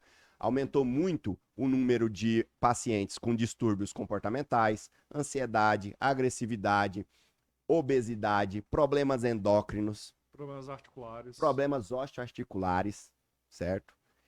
Quando eu falo das pequenininhas, principalmente incontinência urinária, Sim. aquela Infantilização da falta de vulva. desenvolvimento do sistema geniturinário. Então você tem Isso. uma infantilização do sistema geniturinário, né? E que pode trazer uma série de transtornos. Pô, na minha opinião, castrar um gato com Com 3, 3 4 meses, meses. cara, é um crime. Sim. Principalmente um macho. Sim. Você entendeu? Então, assim, a castração antes de 1 ano, ela vem acompanhada dessa série de fatores. E, cara, vamos fazer uma busca aqui na Porque nossa você cabeça. corta o desenvolvimento do animal. Sim. Em todas as áreas. Sim, não porque é você só... precisa da parte hormonal para terminar o desenvolvimento. Sim. E vamos buscar aqui na nossa cabeça. Cada vez mais no consultório é frequente animal obeso, animal ansioso, animal agressivo. Você entendeu? São todos distúrbios comportamentais. E quando você vai pegar o histórico, grande parte desses pacientes foram castrados muito novos. Igual a gente tava falando, eu atendi uma paciente ontem, foi castrada com 6 meses. A vulva, cara, minúscula, já tem problema urinário, tem um indício de um problema renal, sem contar as outras possibilidades que a gente pode encontrar, né? Sim. Então, assim, Sim. E é uma paciente jovem, é uma paciente de 2 anos. Imagina o que vai esperar essa paciente no futuro. Então, se com 2 anos ela já tem esses problemas, e a gente tá falando aí de um animal que é um Shih Tzu que pode viver hoje em dia aí 16 anos. Já não tem uma condição renal boa. De Justamente. raça, né? Eu faço muito, como eu trabalho também com as cirurgias reconstrutivas, eu faço muita vulvoplastia, né? De cadela que chega com histórico de novas, cadelas novas. E é uma possível paciente para fazer. Eu já até já falei manda. que tem que fazer uma vulvoplastia. Porque forma aquela gordurinha do períneo Forma a dobra, né? e vai tampando, né? Sim. Tampa, acumula sujeira. Eu pego muita cadela que vem para indicação para vulvoplastia, por quê? Porque tem, mesmo sendo novas, históricos de cistites recorrentes, algumas com cistites que não cura. Com nada. Não cura. Você faz a cirurgia, o trem melhora. Dali para frente ela melhora. E cadelas até evoluindo para pielonefrite, né? Por falta de cuidado, falta de acompanhamento. Então, assim, há uma situação que é presente. Além disso, existem outros estudos também que mostram a incidência de outros cânceres, tá, relacionados à castração precoce. E aí mostrou que vários cânceres, tá, mastocitoma 3 vezes, eu não vou lembrar exatamente, mas 3,5 vezes mais chance de desenvolver um mastocitoma, linfoma 4,5 vezes mais chance, hemangiosarcoma chega a 9 vezes mais chance de desenvolver um hemangiosarcoma. Não tem também? Cara, osteosarcoma, eu acho que eu vi agora no congresso que eu fui em... Eu acho que eu vi um estudo sobre Eu vi agora também. recentemente. Eu fui num congresso em julho no Rio Grande do Sul. Se eu não me engano, eles fizeram um comentário também nas palestras sobre mama lá com relação ao osteosarcoma. Mas o fato é que, vou englobar ele nos outros. Você tem, quando você pega os dados, os principais, mastocitoma, linfoma, hemangioma, que são aqueles que têm comprovadamente maior chance de desenvolver no animal castrado muito precocemente, principalmente a fêmea, que a gente está falando, você tem outros tumores ali com 5% de chance a mais. E é grande. É muita coisa. Você tem, vamos supor, em fêmeas, qual é a possibilidade de ter um tumor de mama de uma fêmea não castrada, em algum momento da vida? Cara, a incidência ela é alta, tá? É o câncer que mais acomete os cães, de forma geral. Quando você fala assim, cão, tumor de mama. Vamos botar que e você tem que levar em consideração que é a fêmea praticamente. O macho é menos de 1% de chance. Então, vamos citar outro. Que aí, no caso, é castrado, né? Castrado precocemente. Vamos falar de um linfoma. Qual a chance de um paciente castrado precocemente ter um linfoma? Tá.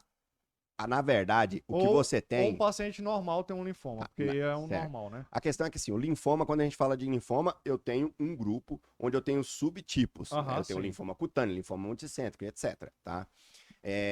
E você tem, dentre eles, aqueles que são mais frequentes. Por exemplo, no cão, o linfoma multicêntrico é mais frequente. Ele não é o tumor mais comum que tem, mas ele também não é raro, certo? Agora, quando eu castro esse animal muito precocemente, eu potencializo a chance em 4,5 vezes. Porque, por exemplo, se tem 2% de chance de acontecer, isso já vai passar para 9%, quase 10% de chance. Aumenta muito, né? Sim. Agora, por exemplo, e você ainda tem que levar em consideração, Breno, que tem... alguns tipos de câncer que são mais frequentes em determinadas raças. Por exemplo, Rottweiler. extremamente frequente hemangiosarcoma em baço. Se você tem uma castração precoce que pode potencializar isso em 9 vezes, cara, imagina o potencial que você tem daquele paciente ter câncer. E aí o que acontece, que aí é a pergunta mais ou menos que você fez, qual que seria então, por que então se eu vou deixar de castrar ela muito nova, sendo que eu vou aumentar tanto a chance dela ter tumor de mama, que é o tumor que mais tem? Porque dentro desse contexto, você está prevenindo ela com um tipo de câncer e tá abrindo a porta para muitos outros problemas. Sim. E eu não tô nem falando só de câncer. Sim. Você entendeu? São vários outros problemas. Sim.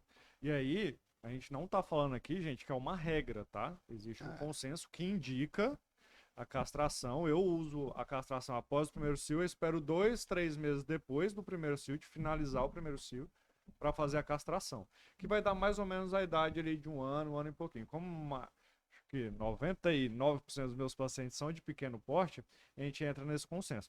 Mas tudo depende das características de cada paciente, né? Então a gente tem que avaliar o paciente para saber quando indicar. Porque, por exemplo, eu tenho pacientes machos que tiveram que ser castrados com 11 meses, de raça de porte grande. Por quê? Porque traz outros problemas, né? Começa a brigar, começa a demarcar muito território, começa a ser agressivo, e a gente tem que avaliar ali o custo-benefício, né? Até porque eu não posso deixar ter um animal agressivo em casa, ou que ele não pode socializar, pensando em uma possibilidade, ali a gente já está ali no limite, de algo acontecer, né? Porque a gente tem que avaliar pacientes por paciente, né? A gente tem que avaliar a realidade de cada um. Não é uma indicação precisa. Então, o veterinário tem que avaliar cada paciente para indicar o momento certo. Para deixar bem claro o que eu tô falando, essa é a minha opinião, baseada nos meus estudos, certo? E tem uma questão, Breno. A decisão, ela não tem que ser nossa. Sim, é do tutor. É do tutor. Qual que é a nossa obrigação? É colocar quais são os prós e contras de cada coisa. Justamente. Então, por exemplo, quando eu falo que essa é a minha opinião, é o que eu faço com os meus animais. Sim. Você entendeu? Eu vou indicar pro tutor aquilo que eu acho que é melhor. Você acha que eu vou fazer pro meu cão o que eu acho que é pior e vou indicar para ele o melhor? Não, eu vou indicar o que eu faço com os meus, é o que eu vou indicar pro tutor. Sim. Agora, eu sempre explico essa condição que eu falei no começo.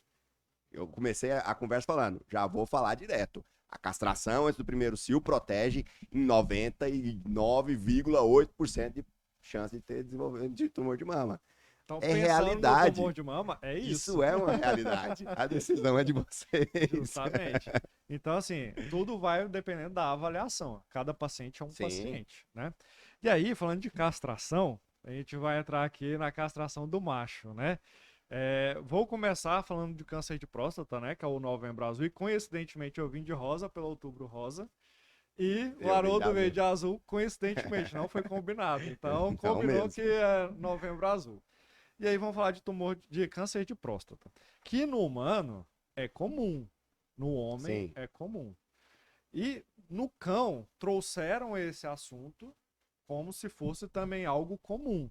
Sim. E aí a gente vê muito questão de hiperplasia benigna de próstata sendo confundido com câncer de próstata. Sim. E são coisas que, apesar de parecerem, são diferentes, né? Condutas completamente diferentes. Justamente. Prognósticos completamente diferentes. E aí, câncer de próstata, você vai falar sobre isso, ele é raríssimo. Raríssimo. Ele é raríssimo. Então, se eu falar de castração para evitar câncer de próstata, ainda mais de forma precoce, né? Não faz o menor sentido. Em nenhum momento, na verdade, né? Na verdade, cara, na verdade, o Novembro Azul, o que eu vejo no Novembro Azul, foi uma jogada de marketing. Sim, é propaganda para castrar. É propaganda, você entendeu? Justamente. Mas eu acho ela benéfica no sentido de alertar sobre possíveis problemas, tá? No macho, a castração, o câncer de próstata ele é muito raro, tá? Eu trabalho... Acho que é 0,3%. Cara, eu trabalho aqui em Goiânia há 7 anos e meio, só com oncologia, há 5 para 6 anos de oncologia. E a primeira vez que eu peguei com um diagnóstico concreto de câncer de próstata deve ter uns 4 meses. Você entendeu? Um cachorro que ele já vinha fazendo acompanhamento no pensamento de ser hiperplasia prostática com outros colegas. Ele chegou para mim naquela condição, ela estava numa condição muito feia, a gente fez a prostatectomia desse paciente. O diagnóstico foi realmente um câncer de próstata. E esse paciente, ele acabou tendo que ser eutanasiado, tá? E aí é importante também falar, ela é extremamente rara, mas ela também tem um prognóstico extremamente ruim. Sim. Cirurgia complicada, você entendeu? Uma cirurgia invasiva e um prognóstico muito ruim. Esse paciente, infelizmente, a gente teve tempo ali, depois do histopatológico sair pronto, mas alguns dias e o cachorro começou a sentir dor, recidivou e eutanásia, certo? É raro. O que é mais comum a gente ter no cão? Câncer no testículo. E aí eu tô falando da parte genitária, né? Sim. Porque quando a gente fala de tumor mais frequente no macho agora, é mastocitoma, Sim. tá? Mas, como a gente tá falando especificamente dessa parte, A castração vai ajudar em várias torções de testículo, sim, câncer de sim, testículo. ajuda sim. É claro que assim, a castração do macho, talvez ela traga mais malefício pro indivíduo do que a própria castração da fêmea. Porque quando você pega o organismo do macho e o organismo da fêmea, o organismo do macho é muito mais dependente De hormônio. do hormônio que ele produz. Você entendeu? Além disso, Breno, com a castração, outro assunto polêmico, hein? Castração de macho. O meu cachorro lá, ele é castrado, certo? Mas o que você percebe? Além de você tirar aquela carga hormonal que pro indivíduo do macho ela é muito importante, tá? Você tem uma outra condição, que é o aumento, a tendência ao aumento de gordura, de peso. E a gordura, ela também tem função endócrina. Sim. E ela também pode aumentar a produção de estrógeno. E aí você pega um macho e você transforma ele numa fêmea. Para ele, pro organismo dele, é bem Não, e mais. sem contar que hoje a obesidade é um dos principais fatores de risco para câncer. câncer. Na verdade, tem um estudo, ele é internacional, é humano, tá? Que a obesidade ela é o segundo fator de risco. Ele só perde pro tabagismo. E eu vi recentemente que ele tá substituindo já o tabagismo. É mesmo? Tá passando. É porque o povo tá parando de fumar. Né? Mas a verdade é assim, ó. Quando você pega a gordura, ela tem sim função endócrina. E Sim. principalmente relacionada à produção de estrógeno, como a gente já tá falando dessa parte de mama. E aí você pega uma cadela castrada muito nova, certo? Ela tem o sobrepeso desde as fases mais iniciais da vida dela. Ou seja, você tirou a produção de estrógeno lá dos ovários E passou para outro e lugar. passou para outro lugar. Você continua tendo uma produção, Sim. talvez não no mesmo nível, mas você Sim. continua tendo. Então você ainda tem uma chance. Além disso, pelo fato da obesidade, ela vai aumentar a incidência de outros tipos de tumores. Sim. Você entendeu? E isso é bem interessante, porque quando eu falo para as pessoas no meu consultório que a obesidade ela só perde pro tabagismo, cara, o pessoal assusta.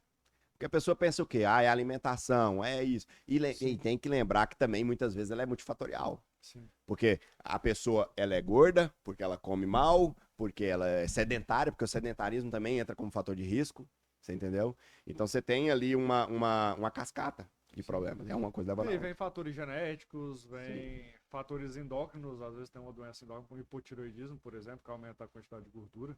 Mas voltando para o macho. Tá bom, vamos lá. Voltando para o macho. E aí, na polêmica, porque assim, eu sempre falo, eu sempre posto sobre o Novembro Azul, né? E assim, a principal crítica que eu faço, inclusive alertando colegas quando eu vejo, Novembro Azul, caça o animal para evitar câncer de próstata. Eu vou lá no off e falo, gente, não vai evitar, porque é muito raro, não vai evitar. Assim, e talvez, eu não sei se você vai falar, vai me corrigir, eu não sei se tem participação hormonal no surgimento do câncer de próstata. Nos estudos que eu me lembre, não tem. A questão é porque assim, a gente tem uma casuística muito baixa, Então não dá e nem isso pra... vai ter uma quantidade de estudos reduzida. pouco, né? Então, assim, por mais que a gente pegue muitos estudos onde não correlacionem a castração, a gente tem que lembrar que, como é muito raro, a gente pode comer bola em alguns sentidos, tá? Mas o fato é que é extremamente importante a gente saber passar a informação correta. Então não tem problema fazer uma campanha para Novembro Azul para chamar atenção. Justamente. Entendeu? Agora, correlacionar diretamente com câncer de próstata, aí eu falo, sem fundamento gente, nenhum. O mais comum, que aí quase 90 e tantos % dos machos vão ter, é hiperplasia benigna de próstata. Que o tratamento é castração. Sim. Aí sim justifica, Sim. né?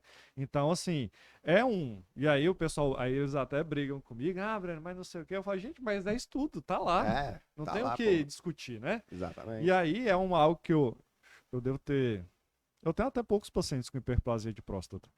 Eu acho que eu devo ter 5 ou 6 pacientes com hiperplasia de próstata. Inclusive, tem 4 anos. É super novinho. Uhum. Castrou? Não Me castrou. responde. Não castrou. Aí é complicado, né? É pra você ter ideia. No macho, por exemplo, você tem muito mais chance de ter tumor no testículo, Sim. tá?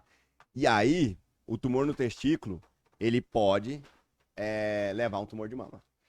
E é muito menos falado do tumor de testículo do cachorro. É muito menos. Porque normalmente ele não tem uma característica tão agressiva. Você entendeu? Então, a gente tem uma chance muito maior de fazer um diagnóstico de tumor de testículo no cão, de castrar ele e de você não ter uma evolução. Inclusive, é para fazer exame, porque ele tem um testículo desse tamanho e o outro desse tamanho. Fez o exame? Não fez. Não fez o exame. Aí é difícil. Mas quando você tem um animal que tem tumor de testículo, é interessante você pesquisar principalmente fígado, tá? Que é um sítio de metástase. Apesar dela não ser tão comum, mas é um sítio de metástase. E aí, quando você tem tumores de mama no cão, normalmente está associado a um animal que também tem tumor de testículo. Quando é no cão? Cara, ele pode sim apresentar uma característica bem agressiva. Só que também é muito raro. É tipo assim, 1% de chance. Você entendeu? Então é muito comum. Eu, particularmente, na minha experiência, eu nunca peguei. Já peguei hiperplasia, outras coisas, mas um câncer de mama no cão, Ou não. outro tipo de neoplasia ali na região da mama, Sim, né? isso é importante. Isso é importante.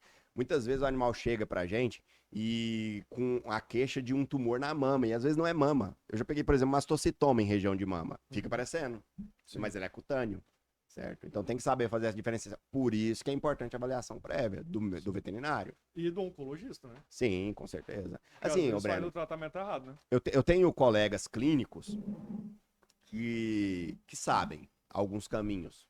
Talvez não vai ter a conduta exatamente igual, né? Eu tenho um colega, por exemplo, foi meu estagiário, ele tem clínica hoje, e ele tem uma conduta muito boa, mas ele teve uma experiência comigo por um tempo.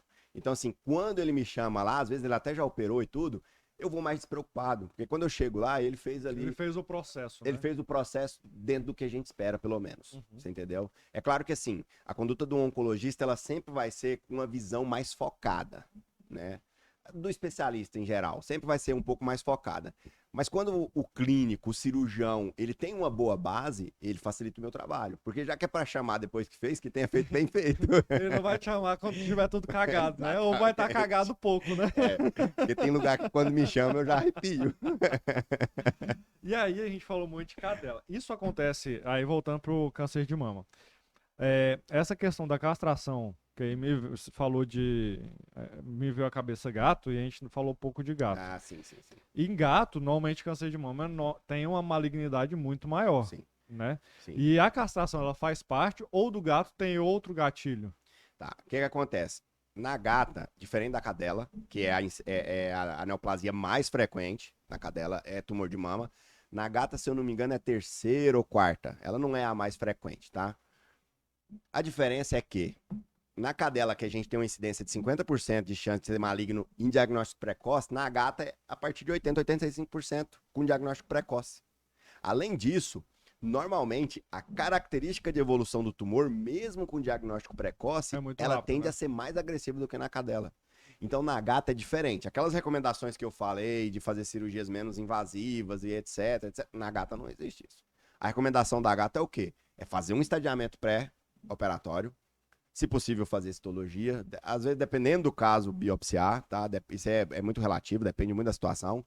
Mas na gata, a recomendação, e aí talvez a biópsia não seja tão recomendada na gata por conta dessas questões de que a grande maioria absoluta vai ser maligno e a característica de evolução ela tende a ser mais rápida, mais acelerada.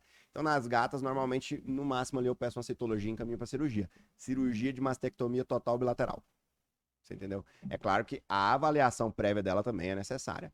A castração, ela pode também trazer uma certa proteção para a gata, certo? Só que como não é uma neoplasia que é tão frequente nelas quanto é nas cadelas, esse benefício ele também não vai ser tão perceptível quanto é nas cadelas. Você entendeu? Sim. Mas ajuda. Pode ajudar. Ajuda. E essa questão de castração precoce que a gente vê principalmente em gato, porque tem mais característica de fuga, né? São animais que são criados mais soltos. Esses mesmos malefícios da castração precoce acontecem no gato também? Não, aí eu não sei te falar com relação a estudos, Tá. tá? Aí eu não vou conseguir te falar, pra ser bem sincero. Agora, uma coisa que é interessante, que até ia quase passando em branco. Nas gatas, a gente tem outras condições mamárias, que não são neoplásicas. Uhum. Porque como a gata, normalmente, o felino ele tem um controle em casa mais difícil, principalmente animais que não são castrados, são animais que muitas vezes eles são às vezes até mais utilizado o anti-cio neles do que nas Sim. cadelas. E as gatas, elas têm uma sensibilidade mais alta ainda. Tá? Então, a gata tem muito mais chance de desenvolver um problema na mama por conta de uma medicação Anti-cio? anti-cio do que a própria cadela. Entendi. Você entendeu? Então, às vezes, a gente chega a hiperplasias mamárias graves, onde tem a recomendação cirúrgica. E muitas dessas gatas também que desenvolvem câncer de mama, elas também têm um histórico ali de ter utilização de medicações anti-cio. Aí agora a gente volta pro macho, que aí já vê outras coisas aqui. Vai Gente, ó, lembrando. não vão. Aqui é assim mesmo. Aí a gente falou de hiperplasia prostática benigna e falou de câncer de próstata, né?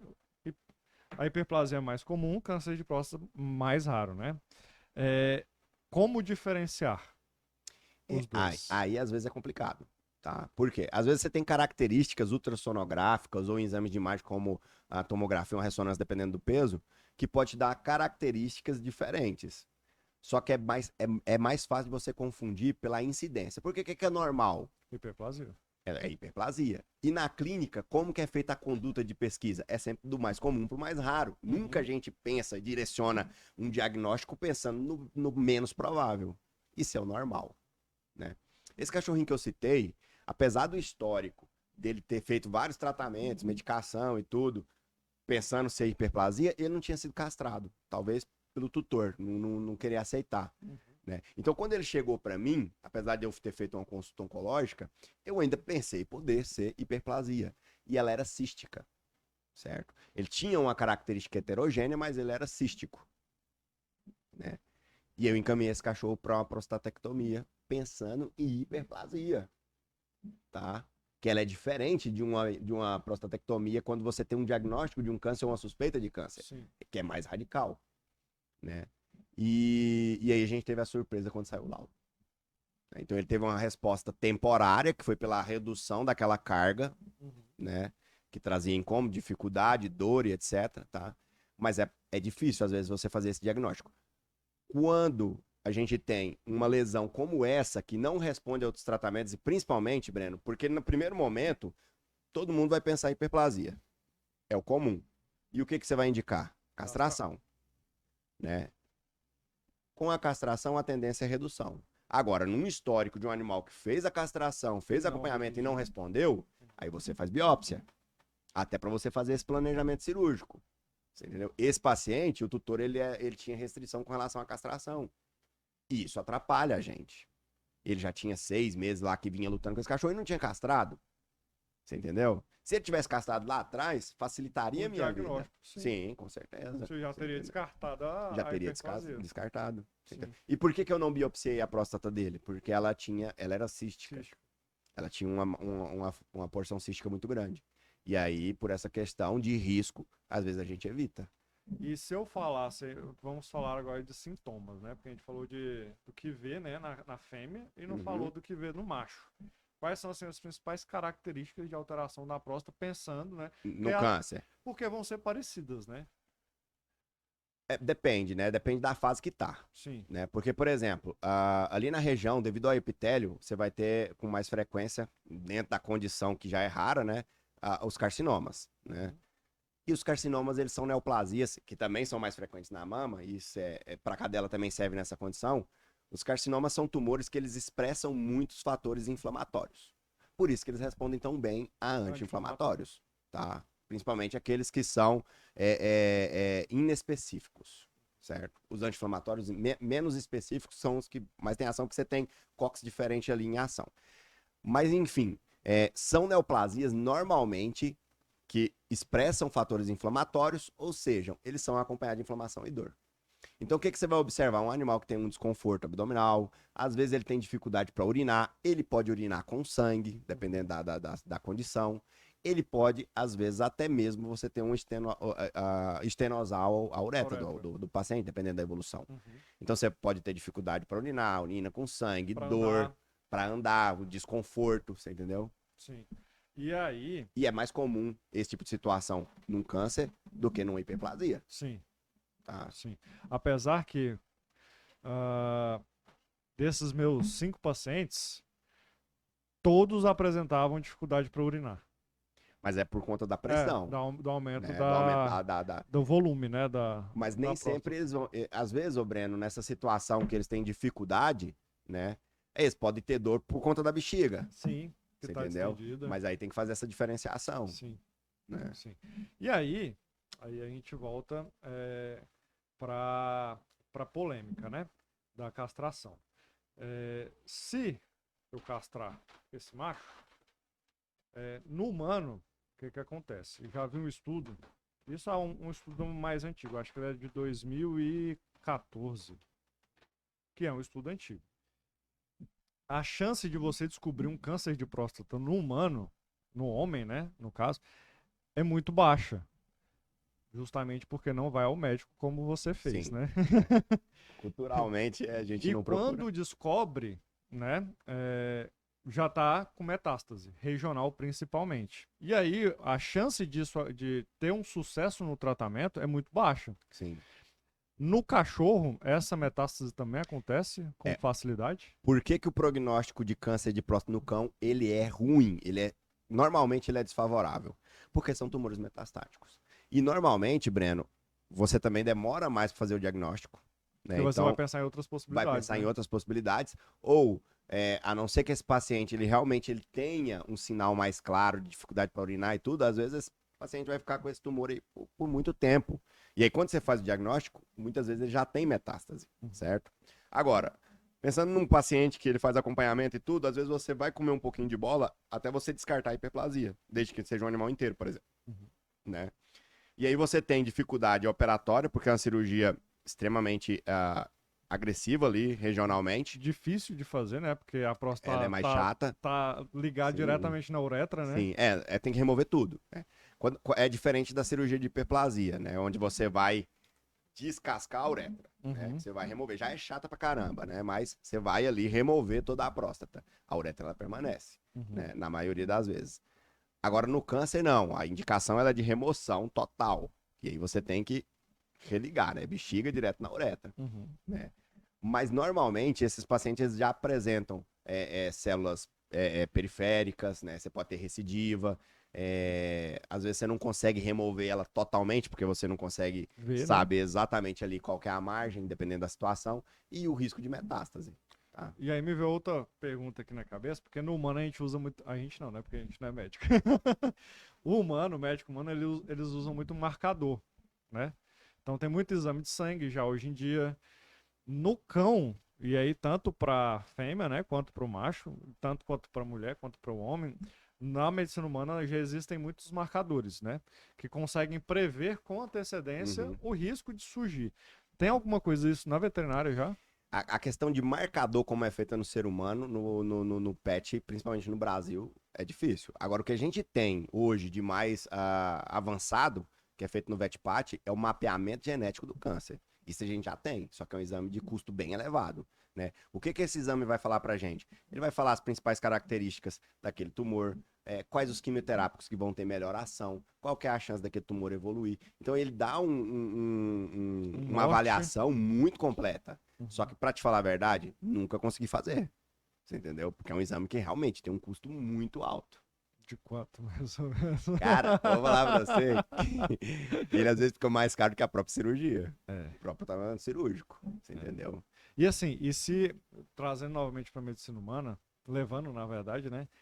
O que acontece? A gente viu aí, eu não sei se outra pessoa famosa fez, no caso da Angelina Jolie, que a mãe dela teve o câncer e aí ela optou, ela fez, né, a pesquisa genômica lá, descobriu que ela tinha a possibilidade também, ela foi e fez a mastectomia preventiva. Certo. Isso pode acontecer também na... Tá, vamos lá. Na mulher é comprovado que você tem sim um fator de risco genético. Né? Então, se sua mãe teve, se sua avó teve, é muito provável que você também desenvolva um tumor de mama. Na cadela, não. Não tem nada que comprove. Existem estudos que estão sendo conduzidos aí, mas a gente não tem comprovação. Então a gente não faz essa correlação. Ah, porque a cadela teve, porque a filha vai ter. Até porque, Breno, assim, de número exato eu não vou lembrar, mas se eu não me engano, a cadela tem de 3 a 5 vezes mais chance de desenvolver um câncer de mama do que a mulher. Então a incidência na cadela já é mais alta. Sim, até pela produção maior de hormônio, né?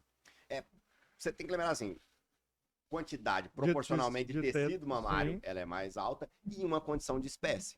Sim. Porque eu tenho que levar em consideração a espécie, porque, por exemplo, a cadela, ela tem normalmente 5 pares de mama. A gata tem 4. Ah, porque ela tem 2 a mais, é por isso que ela tem uma incidência maior do que a gata? Não. É uma condição de espécie. Você entendeu? Então, eu tenho, por exemplo, no gato, na gata lá, até mesmo isso muda. Por exemplo, o tipo de tumor mais comum no gato é diferente do tipo de tumor mais comum no cão. E quando eu falo de tumor de mama, o tipo de tumor mais comum na cadela é diferente do tipo mais comum na gata. Isso tudo muda, tá? E até é interessante a gente falar, por quê? Porque quando a gente fala de câncer de mama, a gente também não pode achar que é tudo uma coisa só. Sim. Tá? Por exemplo, o grupo de tumores mais frequentes da gente diagnosticar na cadela são os carcinomas, na mulher também, tá? Só que carcinoma, eu tenho vários subtipos de carcinoma, onde alguns deles vão ter prognóstico muito melhor e outros muito piores. Então, falando de diagnósticos precoces, né? Eu pego, por exemplo, carcinoma complexo. Pô, pelo nome você assusta. Fala assim, pô, carcinoma complexo? Né? Tá complexo. Tá ferrado. Mas, na verdade, o carcinoma complexo é um dos mais fáceis de se lidar, né? Fazendo diagnóstico precoce, cirurgias adequadas, etc. Às vezes nem vai para quimioterapia, tá? Depende da situação. Mas você pega estudos que mostram que, dentro daquela referência de cadelas que foram avaliadas, 100% viveu mais do que 1 ano. 76% viveu mais do que 2 anos. Essas que viveram mais do que 2 anos, elas morreram de outra coisa. Porque o que a gente usa de referência, de linha de tempo, para declarar um paciente canino, felino, curado de determinado câncer, é de pelo menos 2 anos de acompanhamento sem sinal de doença. No ser humano já é 5 anos. Sim. Certo? Então, quando você faz essa avaliação, você vê que esse tipo de tumor, a maioria das cadelas nem vão morrer daquele câncer. Mas quando eu pego, por exemplo, um carcinosarcoma, 0% sobrevive 1 ano. Por quê? Porque quando você vai ver os índices de recidiva, de metástase, o grau histológico desse tipo de tumor, normalmente eles têm características muito mais agressivas. Então, em média, essa paciente, ela vai ter uma sobrevida de 3 meses e meio, 4 meses e meio. Sobrevida. Isso com diagnóstico precoce. Não tô nem falando de um tumor gigante. Às vezes, se você pegar um cachorro com carcinosarcoma, com tumor gigante, ela vai chegar pra você morrendo. Você entendeu? Toda metastizada e etc. Então, normalmente, essa paciente que tem esse tipo de de tumor, de câncer, quando eu faço um diagnóstico, mesmo em tumores de tamanho às vezes reduzidos, elas já têm metástase. É uma característica daquele subtipo. Então, até isso é diferente. Até isso a gente tem que levar em consideração. Sim. Aí você falando, aí eu lembrei de outra coisa. Aí fugiu, eu lembrei de novo. E aí eu leio muita questão, porque eu gosto muito de medicina humana, né? O sonho da Poliana era que eu tivesse feito medicina humana.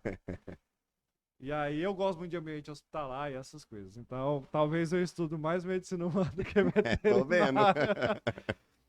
E aí, só que aí o que acontece? Quando tem essas campanhas, e aí eu vou comparar as campanhas humanas e as causas humanas e as causas veterinárias, né?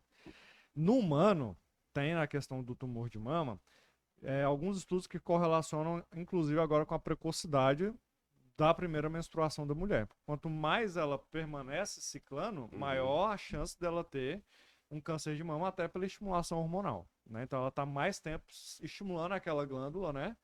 A partir do hormônio.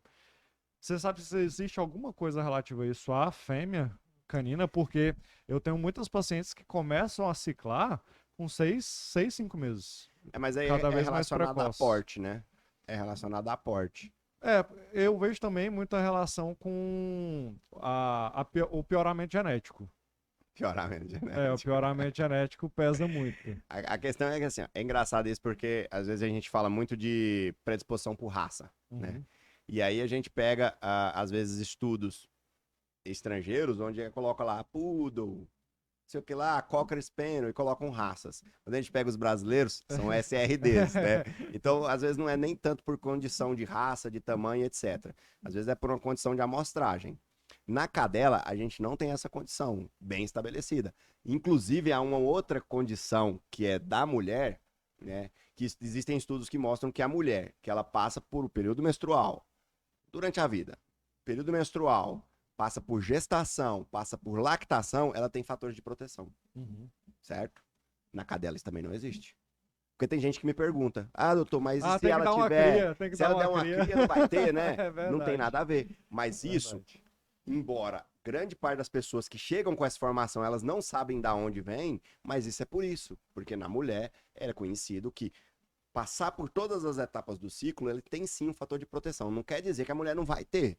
Mas até porque um tem a carga genética também sim, da mulher, né? Exatamente. Entendeu? Agora, na cadela, esses fatores, eles não existem.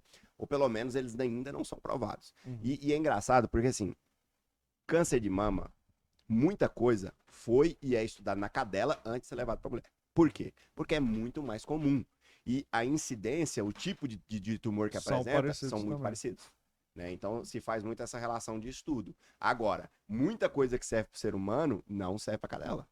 Você entendeu? Vou fazer uma pergunta idiota aqui, tá? Fora, que é da nossa realidade, né? Gato e cachorro. Você sabe de alguma outra espécie que também tenha tumor de mama? Câncer de mama? Ô Breno, na realidade, qualquer qualquer mamífero mas, assim, ele pode desenvolver. Com mais frequência, que seja mais comum. Cara, mais comum é cadela. Mas fora os dois, gato e cachorro. Aí eu vou ter que ligar pros colegas lá do Silvestre. O que eu pensei? Porque tem vaca cicla na mesma frequência livre que a gente for pensar de uma mulher, né? Sabe o que acontece, Breno? Mas a anatomia é diferente. Mas o que acontece? A gente não vai ter esses dados muito estabelecidos porque ninguém vai esperar a vaca morrer de velha. É verdade, vai matar. Então, quando ela começa a perder a produção, ela vai pra faca. É verdade. Então, é muito difícil você ter esse tipo de amostragem. Você entendeu? Você não vai ter. Agora, por exemplo, égua fica velha e a gente vê uma incidência baixa. Talvez pela espécie. Você entendeu? Agora, até uma informação que tem nada a ver, né? Aquelas curiosidades. Mas, pra você ver, uma das espécies que mais vivem no planeta são os elefantes. Sim. Vivem quase a mesma coisa que a gente, né? 70 anos. Sim. E são espécies que apresentam baixíssimos índices de tumores, de forma geral. E é engraçado, né? E não se sabe por quê. É engraçado. Aí Porque agora, vive pra caramba. não duvido que estejam estudando isso pra começar a matar os elefantes e fazer remédio. Mas pelo menos, não vou falar pra matar, mas vai salvar, se descobrir né? o que acontece ali, né? Porque deve ser alguma condição genética, Sim. né? Algum fator de proteção genético ali. Sim. Porque o organismo da gente, os animais, existem mecanismos de defesa para isso daí. Então, ô Breno, pensa comigo aqui, ó. Na nossa pele, em todas as células, quase todas as células do nosso organismo, elas estão se multiplicando, sendo substituídas diariamente. Algumas em intensidades mais altas que outras, certo? Mas isso acontece no organismo. É comum que aconteçam células que se copiem com erro. Isso é comum. Sim. Acontece todo dia, você entendeu? Só que o organismo tem vários mecanismos, tem genes específicos que reconhecem aquele erro e eles promovem a destruição daquela célula ou indicam ela que ela deve entrar em apoptose. Né? Então você tem esses mecanismos. Às vezes, o que acontece conosco, com as cadelas, com os gatos, com quem apresenta um tumor em si, é que o próprio mecanismo, o próprio gene de reconhecimento, ele tá falho. Ele é copiado com erro. Você entendeu? Sim. Isso pode acontecer. Então, talvez lá no elefante lá, deve ser alguma coisa com às vezes ele tem esse gene melhor, né? Tem um gene melhor, mais forte que o nosso. Não, se descobrir e os meninos começarem a nascer com tromba, já tá bom, né? Orelhão. Doutor, tem mais alguma coisa que você queira conversar, ou falar, ou explicar sobre esses dois assuntos? Eu acho que a gente falou sobre o Novembro Azul menos, porque tem menos importância clínica, menos, né? Muito menos, nem compara, então, né? não tem muito o que se falar. É uma condição de marketing mesmo. Breno, provavelmente deve ter alguma coisa que eu deixei de falar. A gente fala depois. Mas é muita coisa, né? Então, doutor, muito obrigado. Obrigado, eu. Como Muito falamos, obrigado. faltou uma cervejinha, um whisky, né? Se eu soubesse que o Paulo não vinha, eu tinha Tinha trago a trago, garrafa né? de uísque. Aí vai matar, Então, gente. muito obrigado pelo convite. Hoje o Paulo teve que fazer um procedimento de emergência, teve que nos deixar, mas espero que ele volte, né? Não aconteceu nada com ele, foi só preguiça mesmo. Mas muito obrigado por aceitar o convite. A participação de vocês é muito importante pra gente, tá? E espero que a gente se reúna cada vez mais, né? E que as portas estão sempre abertas. Então, sempre que você quiser, vou participar aí dessa vez, pode vir que tá convidado. Eu que agradeço, né? Como eu falei com você antes ali em off ali, já falei com você em outras oportunidades, eu gosto muito de falar, né? Principalmente da parte de oncologia. É claro que hoje a gente falou de um assunto mais restrito, que é de importância para o mês que a gente está passando, né? E também de extrema importância pela casuística que a gente tem, né? Principalmente no nosso país, que tem culturalmente uma dificuldade de aceitar a castração e etc. Então, assim, sempre que é possível eu falar a respeito daquilo que eu gosto, eu fico muito satisfeito. E é claro que a oncologia, ela é um universo muito amplo. A gente falou só de um pedacinho dela, né? A gente tem muita coisa ainda que pode conversar e eu tô à disposição. E uma hora que vocês estiverem precisando de alguém para agitar aqui, vocês podem me chamar que eu venho. Eu lembrei de outra coisa, que a gente sempre conversa com os... Só pra cá, tem quanto tempo aí, Rafael? Olha aí, 1h35. Caramba. Já. Achei que... Meu Haroldo fala muito também, hein? Eu achei que tinha só uma hora. Uma coisa que a gente sempre pergunta também para os especialistas... Se o Paulo tivesse aqui, era 4 horas Nossa de podcast. Senhora! Como que você vê na sua classe agora, que a gente falou da importância, né, da especialidade, como você vê na sua especialidade, se existe mercado para isso? Se existe procura, né? Porque mercado existe, né? A minha pergunta foi errada. O mercado existe, mas existe procura? Isso tanto pelo lado do cliente, o consumidor final, né, no caso, quanto do lado do colega para encaminhamento. Como que você vê isso, só para a gente finalizar? Existe mercado, o mercado é muito amplo. O câncer, de forma geral, é a doença que mais cresce no mundo, você entendeu? Então, cada vez mais, quanto mais viver a gente, os animais, maior a chance. E é claro que, sim, que a gente já tem estudos mais avançados aí, de questões preventivas, tratamentos direcionados. Isso vai demorar para chegar a gente, para nossa realidade na veterinária, mas mercado tem. A procura, ela existe. O que acontece muito, na minha opinião, é que essa procura, às vezes ela é feita já de forma equivocada com relação ao tempo. Então, muitos colegas, infelizmente, ainda têm aquela primeira conduta de tentar resolver, de querer resolver, sem ter o conhecimento adequado para aquilo. E aí a minha procura, ou a procura dos meus colegas, às vezes ela já vai ser mais difícil. E aí isso gera no tutor aquele sentimento de que realmente a câncer morre, você entendeu? E isso é muito ruim pra gente. A realidade é que, assim, eu já tive vários pacientes que, mesmo se você pegasse literaturas onde dizia que aquele paciente tinha um prognóstico ruim, eu já tive pacientes que foram curados. Já tive pacientes que não foram curados, mas viveram mais de 2 anos e meio com tratamento adequado.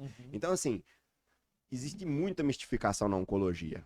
Talvez por isso a procura ela ainda não é tão intensa, mas ela está crescendo. Breno, se eu pegar de 5 anos atrás para hoje, tá muito diferente. Eu acho que esses dias eu peguei meu computador e eu fiz lá dei uma olhada lá nos casos que eu tinha registrado no meu computador em 2017, 2018. Cara, dá vontade de rir. O tanto de paciente que eu atendi naquele ano e o tanto de paciente que eu atendo hoje. Você entendeu? Então, assim, a procura, ela vem crescendo cada vez mais. Acontece muito comigo, não sei exatamente com os colegas, mas acontece muito comigo de eu ter procura direto do tutor.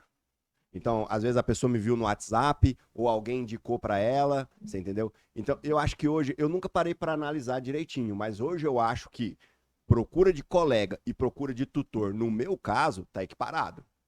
Você entendeu? E a tendência, pelo que eu vejo, é talvez a procura direto do tutor ser até mais alta. Existem algumas situações onde o tutor ele vem indicado por um colega veterinário. Às vezes eu nem conheço o colega. Procura aí o doutor Haroldo, que ele é oncologista. Aí eu não sei qual é a razão também de já mandar, né? Às vezes é uma bombinha, né? Então manda pra gente, né? Mas assim, existe essa situação também. Mas hoje o que eu acho assim que tá bem equiparada. A procura ela tem. Cada dia o tutor tá ficando mais exigente. E isso é um alerta, tá? Porque à medida que a gente comete equívocos, tá? Por falta de conhecimento, a gente tá correndo risco, Sim. tá? Porque a gente não pode declarar uma falta de conhecimento. Se Porque o existe, conhecimento tá aí, né? tá aí. Se você não sabe o que fazer, passa para quem sabe. Justamente. Né? Então, assim, eu vejo uma perspectiva muito boa. Principalmente fazendo uma correlação dos primeiros anos que eu trabalhei com oncologia em Goiânia. E ó que quando eu comecei, não tinha quase ninguém. Você entendeu? Hoje a gente tem um monte de colega. E mesmo assim, eu acompanho alguns colegas no Instagram. E, cara, eu não vejo ninguém parado. Tá sempre um correndo para um lado, outro para o outro. Então, o mercado tem e procura também. E acredito que esteja tendo para todo mundo. Ótimo. Então, se vocês quiserem uma especialidade, vai para oncologia, não vai para geriatria, tá, gente? Geriatria só tem um que eu sei aqui em Goiânia, hein? E, doutor, muito obrigado. Obrigado, doutor. Deus abençoa. Deus. Amém. Vamos jantar, né? Vamos comer, né?